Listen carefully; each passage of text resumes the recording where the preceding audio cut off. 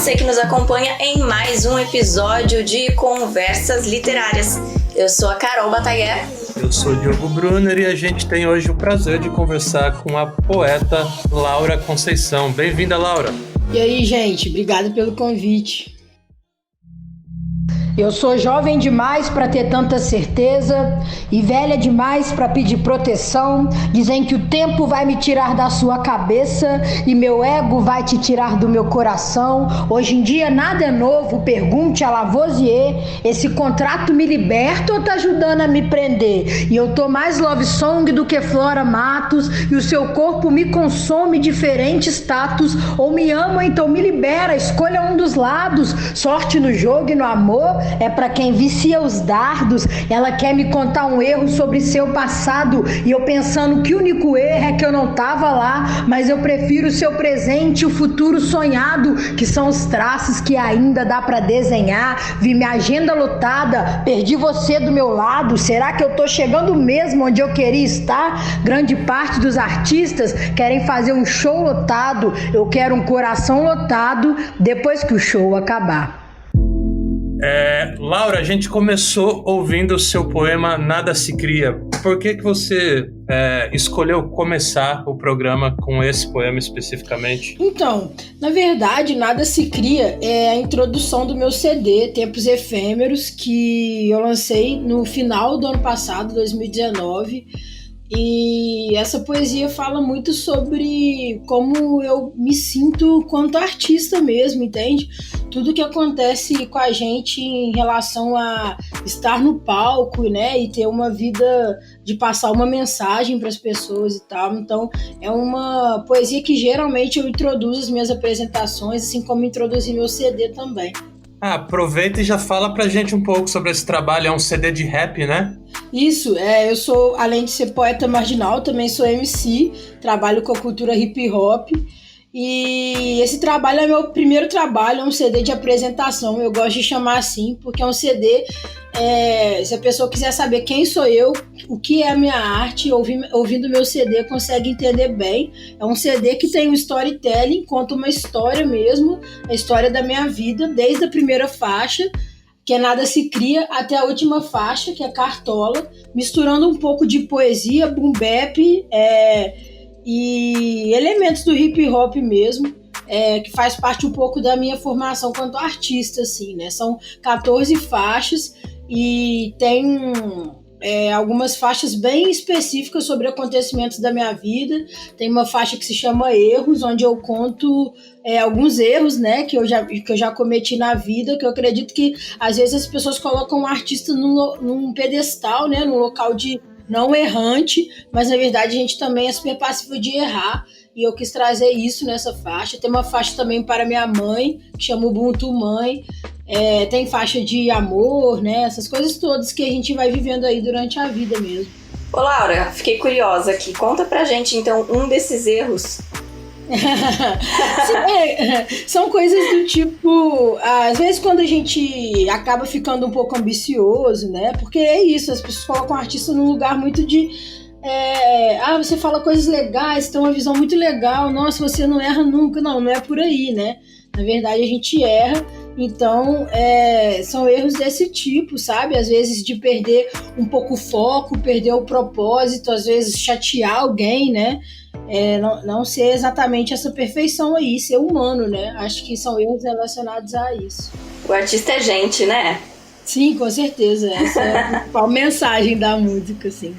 Muito bom. E eu queria que você falasse também da sua trajetória na arte, Laura. Como é que você tomou contato com a literatura? Como é que foram seus primeiros passos nesse caminho? Então, na verdade, a minha mãe era professora de português e meu pai é músico, né? Então eu comecei muito com essa influência dentro de casa, desde muito nova. Eu lembro de quando criança, assim, riscar alguns versos. Eu era muito encantada com as rimas, então eu comecei muito a mexer com rima mesmo, porque me encantava muito. Ouvia muito Caju e Castanha, né? Os repentistas. E comecei na escola, oficina de contação de história, e aí comecei a ter esse contato com os palcos e com passar mensagens, né? E contar narrativas e tal. E aí, quando eu tinha mais ou menos uns 13 anos, eu conheci o hip hop, ouvi uma música do Emicida no inicinho da carreira dele, e decidi que era aquilo que eu queria fazer. Na hora que eu ouvi, já bateu, e eu falei, nossa, eu quero transformar as minhas poesias que já existem em música, e eu fiquei encantada com aquilo, e comecei... Qual música era essa? Ali, na verdade, é Triunfo a música que eu ouvi. Uma grande... Tem mais ou menos uns 10 anos mesmo, um pouco mais isso. Então, lembro que tinha um clipe, uma professora passou numa aula de português, e aí eu fiquei encantada e comecei ali escrevendo, né, os meus textos ainda de forma muito a ser meu hobby, assim, né? E aí quando eu entrei pra faculdade de jornalismo, sou jornalista, e aí na faculdade isso foi aflorando um pouco mais, acho que tem relação com a comunicação também, né? Com como me comunicar através da arte. E aí decidi que eu tava muito... um chamado muito forte para mim através da arte, eu decidi viver disso, comecei a fazer apresentações, e aí fui pro slam, comecei a batalhar as batalhas de poesia falada e tal, em 2017. Então 2017 marca mesmo o meu início de uma vida profissional quanto artista, assim. Em 2017 você é campeã mineira de slam, é isso, né? Classificada para o Slam BR? Sim, na verdade, em 2017 eu fiquei em segundo lugar mineiro, o que me classificou para o Campeonato Nacional de Poesia, que acontece em São Paulo. E aí, lá em São Paulo, nesse campeonato nacional, me classifiquei em terceiro lugar. E como é um campeonato que tem bastante visibilidade, né? Foi uma grande oportunidade de abrir várias portas para mim. Eu acho que eu sou do interior de Minas, né? Então aqui não tem tantas oportunidades quanto tem nas capitais e tal. Então esse campeonato foi um campeonato importante para mais pessoas conhecerem meu trabalho e para eu entender mesmo o processo de me profissionalizar quanto artista, assim. Ô, Laura, de que cidade você é? Sou de Juiz de Fora. Ah, tá. E Laura, como que você vê hoje, então, falando do slam, né? Não só do slam, mas dos saraus também, que é algo que está muito em voga também, ou estava, pelo menos antes da pandemia, né? Como você vê a importância dos saraus e desses movimentos de slam nesse processo assim, de construção de um jovem vir a gostar ou não de literatura?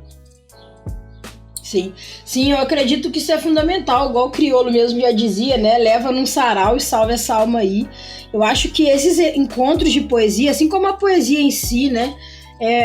Tem um papel de resgate muito grande, no sentido de que às vezes o jovem vai ocupar a cabeça dele ali com aquilo, vai ver que ele é possível de produção daquele conteúdo ou de consumo daquele conteúdo. E isso vai fazer com que ele descarte caminhos que levem ele para coisas destrutivas, né? Vamos dizer assim. Então eu acho que o principal papel é na construção, né, do jovem, assim, em termos da importância da poesia, desses movimentos, né, urbanos, do hip hop, do slam e dos saraus. Realmente resgatar o jovem mesmo e fazer a ponte com a realidade dele, com o que ele aprende em sala de aula, sabe?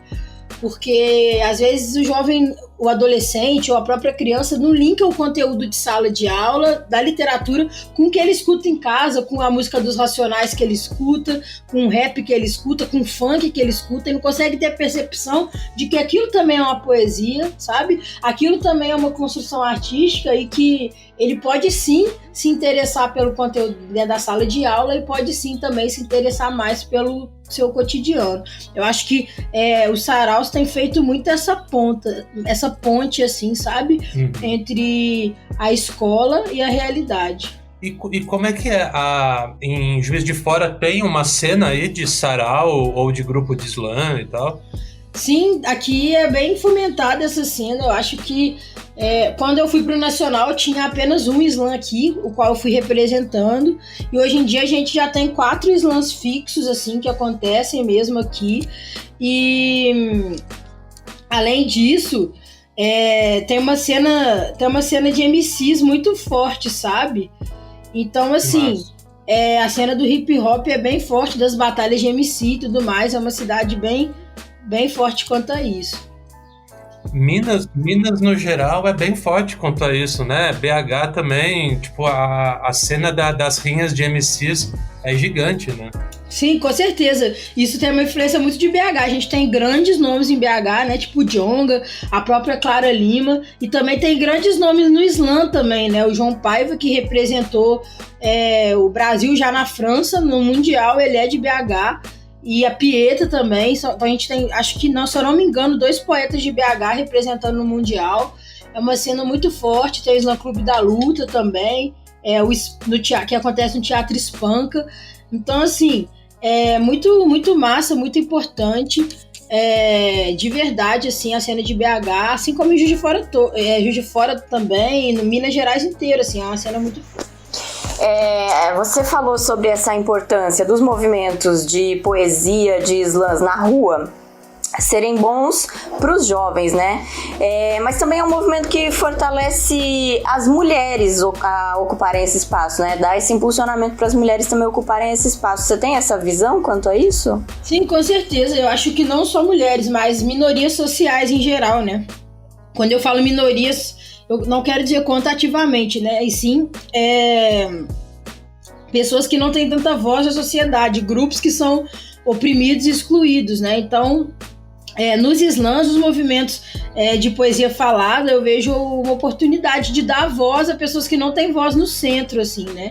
E quando eu falo no centro, eu quero dizer em assuntos centrais também, né? Não só centro-localização, mas assuntos que não são abordados com tanta frequência, tipo feminismo, racismo, questões políticas. Então o slam traz tudo isso, assim, sabe? Assim como o hip hop também se torna um movimento de resistência, principalmente no Brasil. Esse movimento é uma característica muito forte. Ô Laura, e você tem também um projeto, né, que é um trabalho que você faz com jovens chamado Poesia na Escola. Fala um pouco dele pra gente. Então, o Poesia na Escola surgiu também em 2017, muito com esse intuito mesmo. Eu me deparava com muitos jovens que questionavam, né, tipo, não gostar muito de poesia, não ter muito contato com poesia. Eu fiquei muito intrigada com isso. A gente começou a receber alguns convites de ir nas escolas para mostrar mesmo esse lado mais cotidiano, né, da poesia, para promover justamente essa identificação do aluno com a realidade dele, o que ele aprende em sala de aula.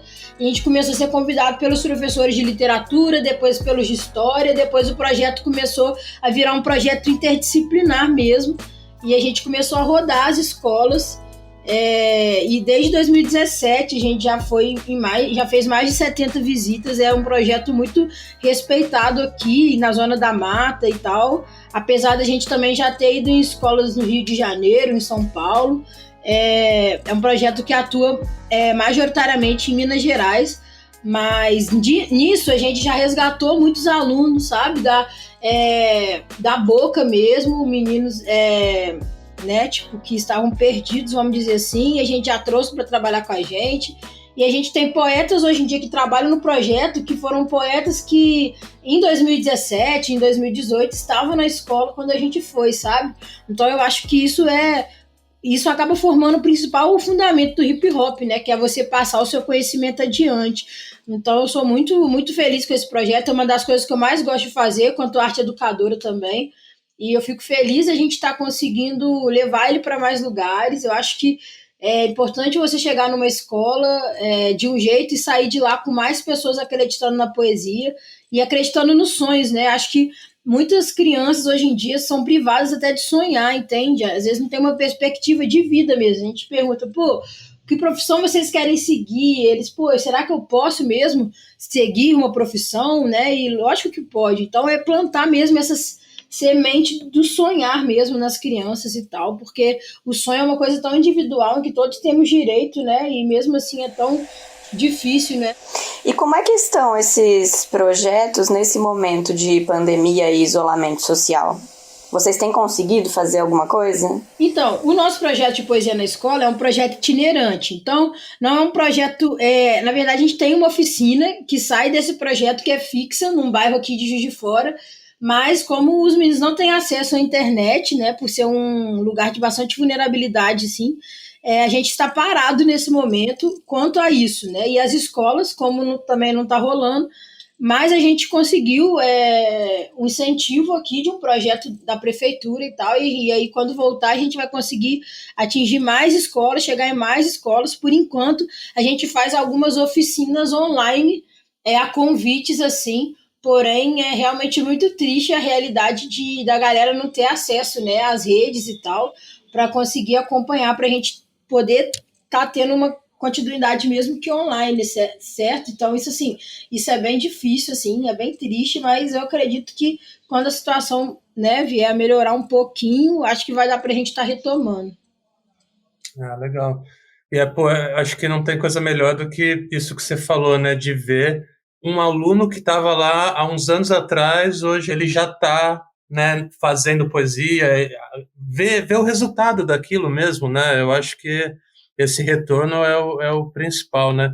E, Laura, você tem alguma rotina de escrita? Como que é seu processo de criação?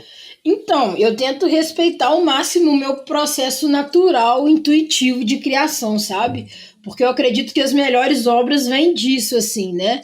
De respeitar mesmo o processo. Eu não tenho uma regra, né? Às vezes eu estou em qualquer lugar e aí vem uma inspiração, eu já anoto e dali vem uma poesia. Mas hoje em dia, eu acredito que criar também é muito um exercício, né?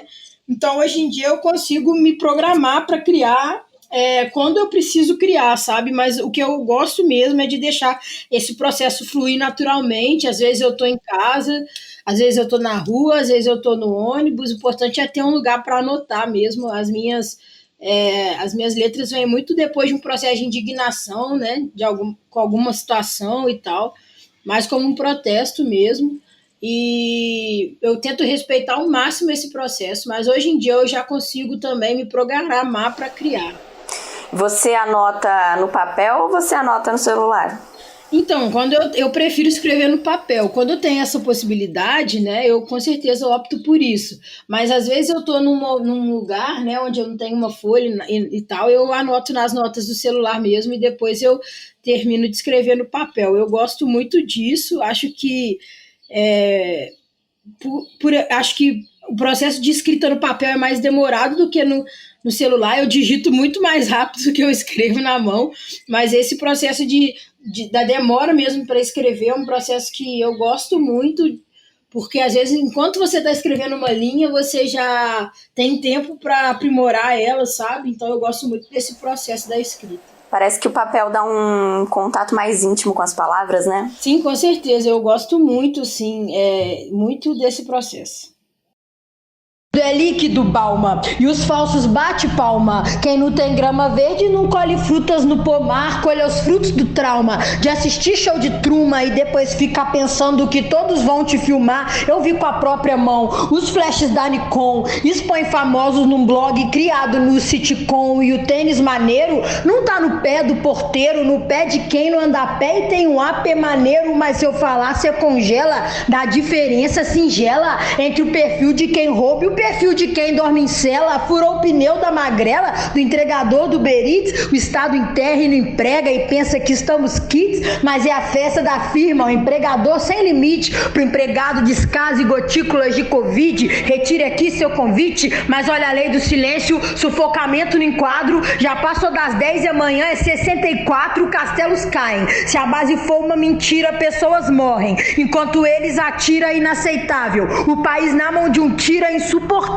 Se der pra sair, me tira, vestibular tá chegando. Quem tem 3G faz pirraça, quem não tem faz lição usando Wi-Fi da praça. E cê vem falar que é igual, isso é um câncer letal, onde educação é falha até quando presencial, o professor sem salário, isso é um crime, caralho. Ou jogar carta na mesa ou nós vamos queimar o baralho. E meu primo chora e o gato mia, ouvindo o áudio da minha amiga que enterrou a tia. Vivemos entre livros, crivos e argumentos, fora os vivos, que já estão mortos há muito tempo.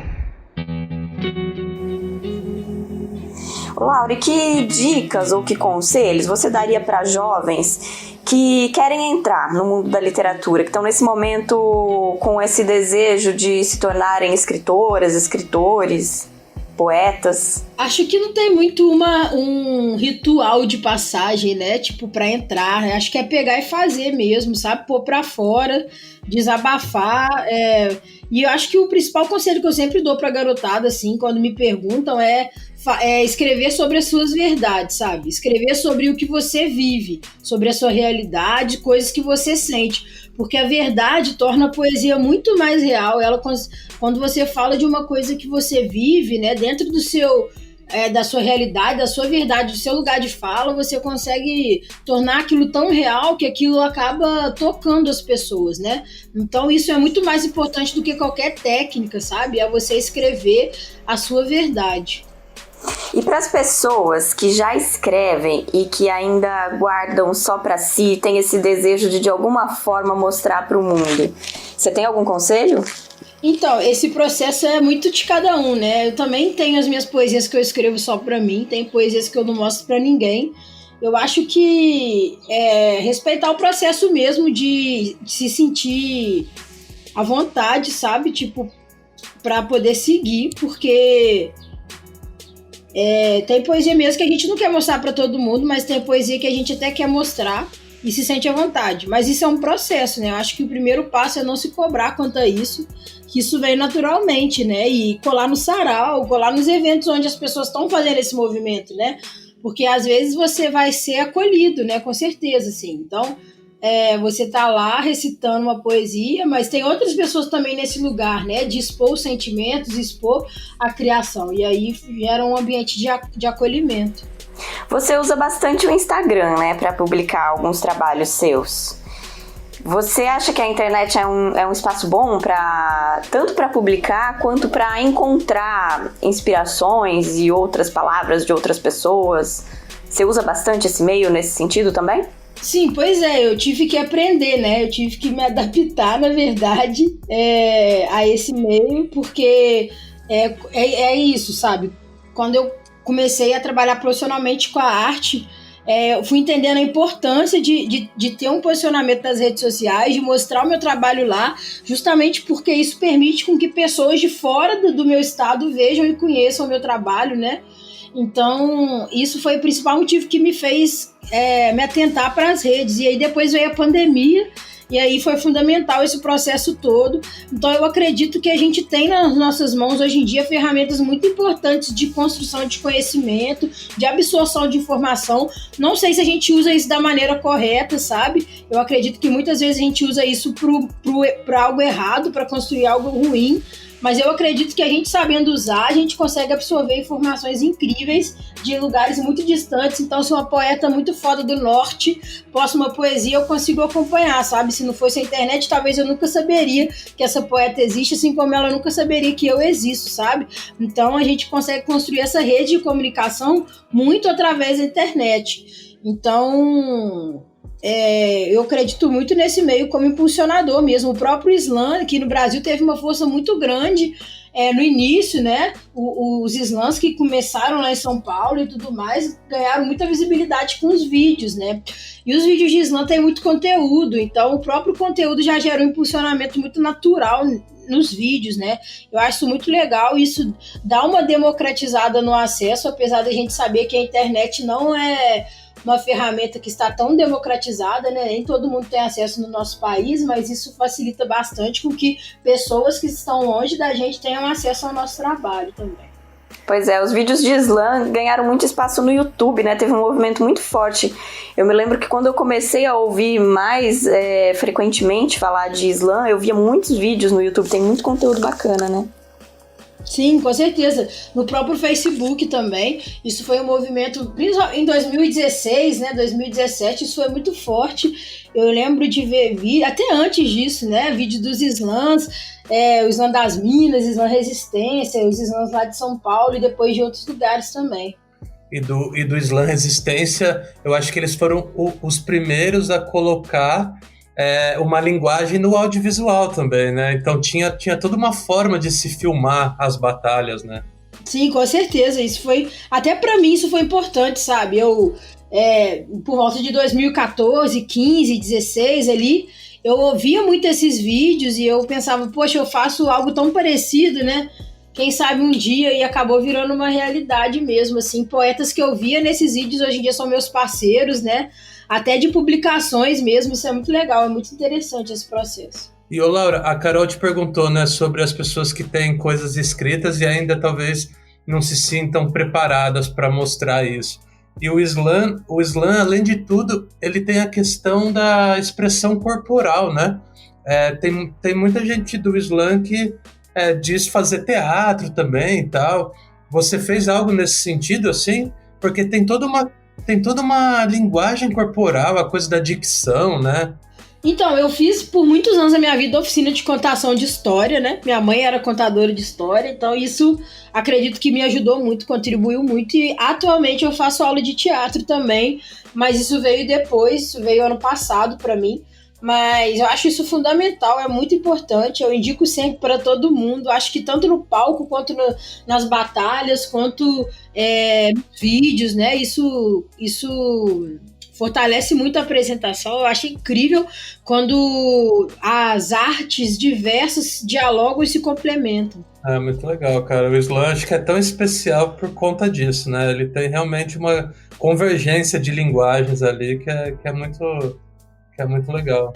Sim. E como por regra, em muitos slams, né, a grande maioria não pode usar acessório, né? Apenas a sua voz e seu corpo ou o seu corpo, né? A gente tem o slam do corpo em São Paulo, que é uma parada muito foda. Então, que são pessoas surdas, né, e tal. Então, pô, é muito incrível isso. É um dos meus slams favoritos. Então, a expressão corporal é algo muito forte, sabe? Muito importante mesmo no slam. É um diferencial, com certeza. Olha, eu não conhecia, eu acho que esse é slam do corpo que chama? Sim, é isso mesmo. É muito legal, assim, tipo, é incrível. Depois pesquisem aí pra vocês verem. É incrível. Geralmente é um poeta narrando e o outro poeta gesticulando, né? Tipo, linguagem de sinais mesmo. Uma coisa, assim, transcendental, muito foda. Tem um vídeo maravilhoso sobre isso, que é sobre o Edinho, que aliás é um poeta de São Paulo, você conhece? Conheço, grande amigo meu. E tem um vídeo dele no canal da TV Trip, que é contando um pouco sobre esse trabalho dele. Ele é surdo-mudo, é isso, né? Me corrija se eu estiver errada. Ele é surdo-mudo e ele participa dos slams com um intérprete. E tem um vídeo muito bonito. Eu não conhecia esse universo também. E quando eu vi esse vídeo, eu fiquei, uau, isso abre todo um novo universo de possibilidades aqui na minha cabeça. Foi sensacional. Sim, inclusive esse slam classifica, né? Classifica uma dupla pro campeonato nacional também, né? Eu lembro que quando eu fui em 2017, o Edinho também era um dos que estavam concorrendo lá. E a gente ficou parceiro por isso, assim, é incrível, é de arrepiar mesmo. É de arrepiar. E deixa a dica pra todo mundo que tá ouvindo, gente, procurem no YouTube. O Edinho, acho que é no canal da TV Trip. Eles prometem e cruzam os dedos pra não cumprir o acordado. A vida tá um pesadelo, eu queria ter acordado. Homens fardados usam farda pra aumentar seu fardo. Quem vai a Roma se expressa, quem não vai morre calado. Vou virar a noite escrevendo, pois é o meu trabalho. Aceite, me alimento de poesia e vou temperar com azeite. Tipo Dom L, desce os versos pra saciar minha sede. Alguns versos nem são expressos, eu considero café com leite. Se eu me despeço de uma mana, então eu digo vai, mas volta. Algumas não vou voltar, então penso ai que derrota, e eles vão te roubar, pois quer a joia da coroa e eu só queria a vida da minha coroa de volta. Quem sabe faz ao vivo, se não sabe erra na hora. Lugar de rap é na rua, mas também é na escola. Versos multiplicam como coelhos e eu vou tirar da cachola. Meu samba, partido alto, pra eles não tiro cartola. Tipo com sapiência, olha esse verso alto. Trocar a sala de aula pelo bate-papo UOL. Camada de ozônio, racho crânio, aquecimento global. Não dá pra falar de samba com quem pensa que Cartola é um site de futebol. Reveja suas referências, 3 spoilers pra você. Veja, não é referência, eu tenho uma carta pra você ler. Macunaíma e Iracema não pega na sua TV. Capitu traiu Bentinho? Nunca vai dar pra saber. Então se me perguntar, rap é poema também. Sistema de ensino mal educa, faz reféns. Então use esse sistema pro talento que você tem. A minha inteligência mal soube fazer o Enem, a minha rima é pragmática. E o sistema te inclina exatamente para exatas. Criança de 3 anos já decora tabuada, mas você não é burro se não entende matemática. Hoje eu vim extrair a raiz da sua cabeça quadrada. Skunk não é só a banda, olha o que entra na sua boca. Machismo uma hora cansa, olha o que sai da sua boca. Quem fecha a boca não se escuta, cuidado com o seu tímpano. BK não é só fast food, o que você anda ouvindo? Porque eu tenho mais medo da polícia. O boy estupra no sábado, pois domingo tem missa.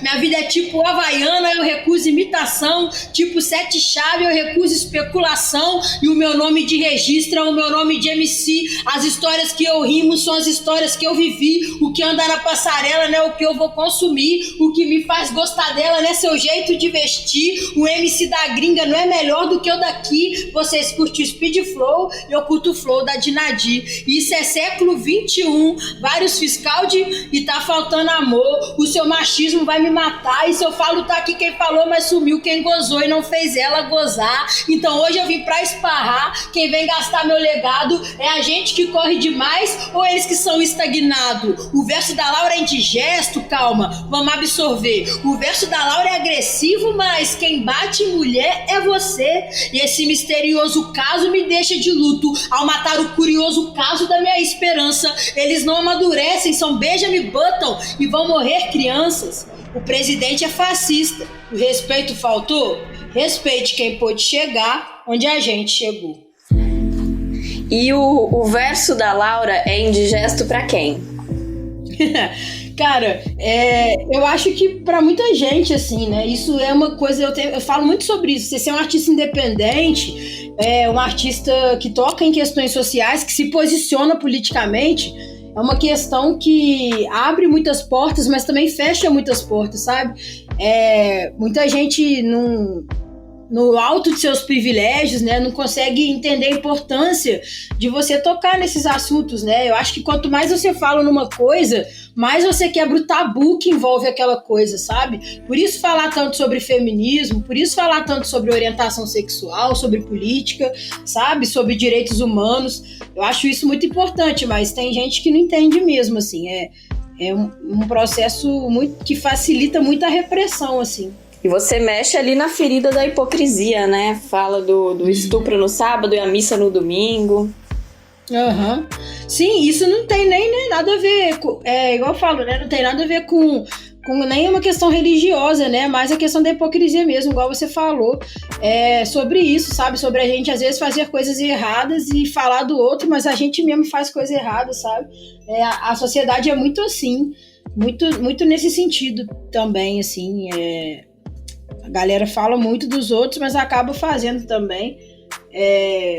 Uma sociedade da aparência, né? Acho que a gente vive numa sociedade da aparência, assim. Demais, né? E tem uma coisa que toda vez que eu vejo poetas em slams, eu fico pensando como é que as pessoas fazem pra decorar, pra guardar tudo aquilo na cabeça e falar, assim, e falar interpretando. Tem um segredo? Então, essa é a parte que eu menos gosto de todo o processo. Porque eu fico muito angustiada na hora de decorar, porque eu gostaria mesmo de estar usando esse tempo para criar mais ou fazer outras coisas. Mas é parte do processo, né? Estudar a própria obra, sim. Então, é preciso, eu tenho as minhas metodologias, eu geralmente gravo poesia e fico ouvindo áudio, mas, por exemplo, se eu precisar decorar para amanhã, aí eu fico lendo e decorando mesmo, repetindo e decorando, uso muito a minha memória visual, então eu pego a folha e olho bem pro texto e tal, mas eu sempre brinco que eu preciso de pelo menos uma noite para decorar, porque aí eu brinco que as ideias se acomodam na minha cabeça enquanto eu tô dormindo, então eu preciso pelo menos dormir para conseguir decorar um texto novo e tal. Mas é um processo que é muito necessário, porque quando o texto está decorado, eu acredito que eu, pelo menos, interpreto muito melhor do que se eu ler, sabe? Então eu acho que faz parte mesmo esse processo de decorar, apesar de ser mais complicado, mas eu gosto muito de estudar minha própria obra. As pessoas perguntavam muito, né? Ainda perguntam qual é a estratégia, né, para num slam, né, numa competição tipo principalmente nacional e tal. E quando eu fui pro nacional, nacional, acho que a galera estava muito preocupada em ver a poesia do outro, né? E estudar o outro para poder, talvez, conseguir se sobressair, mas eu nunca fiz isso, assim. Nunca estudei os poetas que competiram comigo, eu sempre estudei mais a minha poesia, porque eu acho que é sobre você conhecer a sua obra ao ponto de você saber exatamente o que falar na hora certa, sabe? Então eu acho que o artista ter o conhecimento próprio da sua própria obra é muito importante, assim. E existe o risco de esquecer no meio da poesia? Com certeza acontece, às vezes acontece, assim. Eu gosto de levar as poesias para fora quando eu já tô no nível bem grande de segurança com elas, sabe? Para evitar isso. Mas isso acontece, é inevitável. Então eu geralmente tenho um verso extra, que é um verso que eu uso sempre que eu esqueço alguma coisa, eu já lanço ele para completar o que eu esqueci. Essa é uma técnica legal. Para não deixar um vácuo assim na apresentação, né? E essa coisa de decorar faz muito sentido, né? Quando eu comecei a frequentar slam, assim, quem tava lendo normalmente tinha notas mais baixas mesmo, porque eu acho que é uma questão até de quando você não tá lendo, você tá mais livre, né, para interpretar aquilo que você tá falando, até para pôr em prática essa coisa da linguagem corporal, né? Sim, com certeza. Eu acho isso. Em 2017, no Nacional, eu até fui com um caderno, fui lendo parcialmente. Perdi minha mãe, né? Minha mãe faleceu exatamente no dia do Campeonato Nacional. E aí, tipo, ela tava doente já, né? Vinha de um processo bem complicado, a gente já tava esperando, mas é horrível, né? E aí eu decidi que eu iria assim mesmo, sair do enterro dela mesmo para São Paulo. Foi uma coisa muito louca, não sei de onde eu tirei força mesmo. Mas em virtude disso tudo, eu tive pouco tempo e pouca cabeça para decorar tudo, né? Porque como eu cheguei até a final, foram 9 poesias. E aí, em alguns momentos eu estava com o caderno ali, mas ainda assim lendo parcialmente, porque eu acredito mesmo que a leitura faz essa barreira mesmo, assim, com o público, sabe? Por mais que você tente fazer ela de forma dinâmica, muitas vezes eu leio, assim, nas competições. Em apresentação minha, não. Eu nunca leio em show, nem em apresentação, porque eu acho que também é um respeito com o público você ter o seu texto decorado, sabe? Mas às vezes nos slams você escreveu um texto um dia antes, e aí não dá tempo ainda de decorar, né? Acontece muito, mas realmente eu acho que isso prejudica os poetas, sim. Mulher, eu fiquei impressionada com esse seu relato. Que força! Obrigada. Cara, é foda, mas assim, depois que você perde a mãe também, é uma coisa do tipo, cara, e aí? Não tem muito mais o que perder, sabe? É foda, assim, nesse sentido, mas minha mãe sempre foi uma pessoa que deu muita força pra minha vida artística, então eu achei que também eu podia fazer isso por ela, e ainda bem que eu fui e fiz, porque isso mudou minha vida. Eu acho que talvez eu não estaria nos espaços que eu tenho a oportunidade de estar hoje se eu não tivesse ido pro Nacional, e foi uma coisa muito difícil pra mim, principalmente por aqui, na época não ter tantas oportunidades de chegar lá, sabe? Era uma oportunidade só. Então, assim, eu quis honrar isso também, né? Honrar todo o meu processo para chegar até lá, né? E eu acho isso legal. Daí também a poesia Ubuntu Mãe, né? Que tá no meu CD, eu fiz para ela também. E foi importante conseguir escrever para ela, porque é uma coisa que alivia, né? Olha, já que hoje nós quebramos o nosso padrão e pedimos para você fazer uma poesia aqui, eu posso pedir pelo menos um versinho dessa poesia da Ubuntu Mãe? Pode, até porque eu não sei muito ela de cor, vou fazer uns pedaços dela, porque eu não sei ela totalmente, justamente porque eu não levo muito ela para os shows, não, porque é uma poesia que ela é mais, né, mais triste e tal, eu não gosto muito de como que ela pesa, assim, nos shows, mas ela começa assim: mãe, essa noite eu não me senti bem. Todo mundo dormiu e eu precisando falar com alguém. Me senti numa ilha. E ninguém melhor que a mãe para escutar o desabafo da filha. E aí, o Ubuntu Mãe, a ideia mesmo é tipo: eu estou porque você tá dentro de mim, né? Até termina assim: agora eu fico assim, mãe. Eu tô porque você tá dentro de mim. Que é o Ubuntu, né? Que é a filosofia do Ubuntu. Eu sou porque nós somos, né? Então, eu acho que faz parte do processo, eu acho que já tem uns anos isso, e a arte também me ajudou muito a lidar com isso, sabe? Inclusive, Ano passado eu fui representando o Slam Perplexo no campeonato estadual, né, igual eu falei, só que o Slam Perplexo é um slam de poesia curta, são 15 segundos só a poesia. E aí, na final, eu fiz um pedaço de Ubuntu Mãe, que fala assim,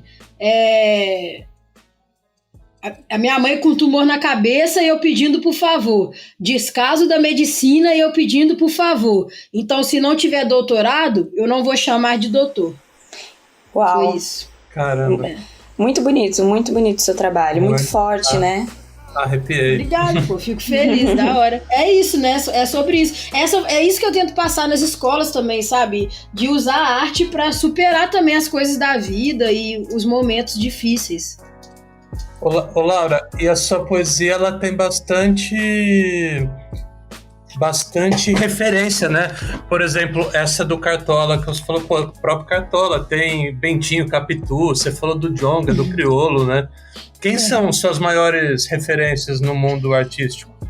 Cara, então, essa pergunta é uma pergunta muito difícil de responder pra mim, porque é muita coisa. A minha primeira memória infantil, a primeira memória de vida que eu tenho é eu ouvindo uma música do Chico Buarque, que é uma música que fala dos passarinhos, né? Bico calado, toma cuidado que o homem vem aí.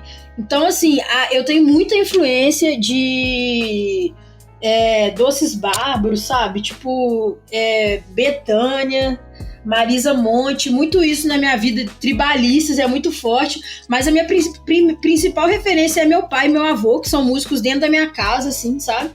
E eu tento partir disso, mas a cena de Juiz de Fora também me inspira muito. Aqui tem muita gente foda, que faz um trabalho muito foda, mas a galera do rap, né, o Djonga, cara, o Emicida também, a própria Dinadi, sabe? Pessoas que eu escutei muito, mas eu escuto de tudo hoje em dia. Eu gosto muito de ouvir MPB, gosto muito de ouvir Letrux também. Gosto muito da Letícia, do trabalho dela. Eu adoro. Sim, sabe? Então eu tento fazer Tim Maia também. Se eu vou ficar aqui citando, eu vou ficar citando muita gente. Mas eu gosto muito mesmo de diversos artistas. Acho que cada um no seu ponto, assim, né? Mas até de não ser hip hop, né? Acho que geral, assim, gosto muito de vários estilos musicais, rock também, tudo. Lá no começo da conversa você falou de caju e castanha, né?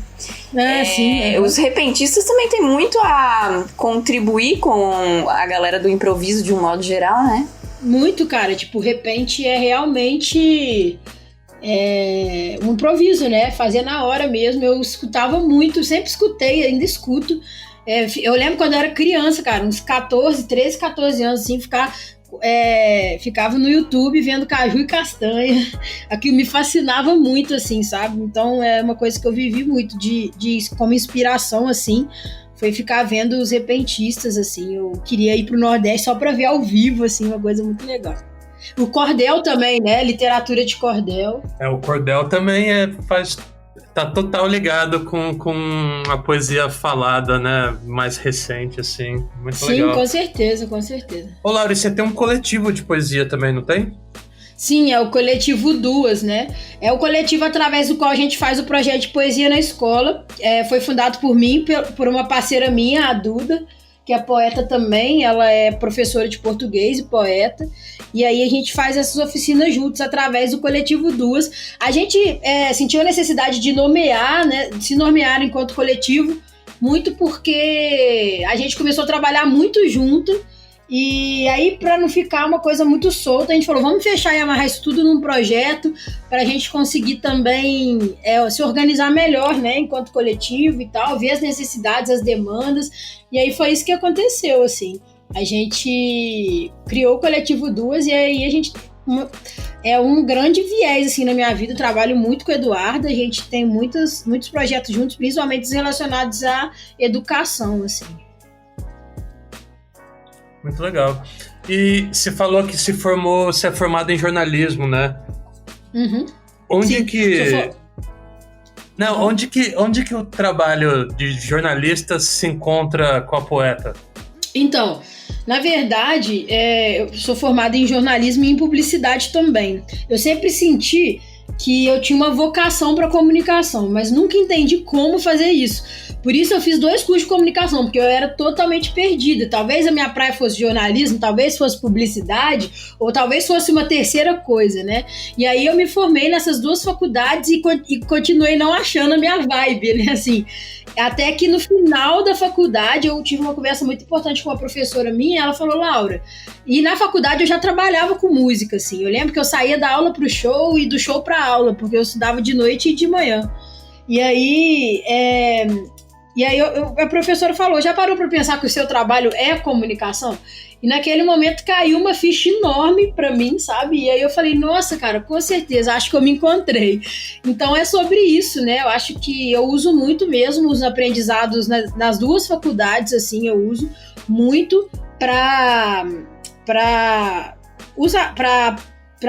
eu aplico muito os ensinamentos das 2 faculdades no meu trabalho, na minha carreira, a ponto de eu ficar confortável de realmente não trabalhar na área diretamente para poder ser artista. Eu sei que os meus ensinamentos estão comigo, assim, né?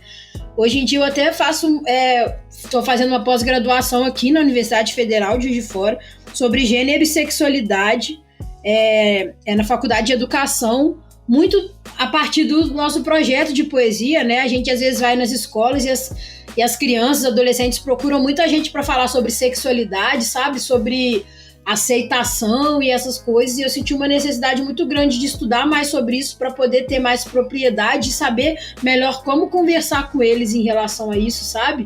Então, aí foi quando eu entrei nessa pós. Então eu gosto muito de estudar e agora tudo que eu faço é em prol da minha arte, sabe? Então eu acredito que as minhas faculdades também serviram para isso. E a arte acaba acolhendo, né, os outros saberes. Tem um Sim. pouquinho da educação ali, tem um pouquinho da comunicação. Sim, com certeza. Legal. Mas eu acho que da minha parte é isso. Tem alguma coisa que a gente não te perguntou, Laura, que você gostaria de falar? Não, achei ótimo, achei bem completo, bem legal. Maneiro. Carol, tem mais alguma? Pô, eu vou fazer a sua pergunta clássica de sempre. Boa. A pergunta de encerramento do episódio que nós fazemos para todas as nossas convidadas, nossos convidados, que é, depois desse momento de pandemia, né, que nós estamos vivendo um momento, assim, definitivamente muito marcante para a humanidade.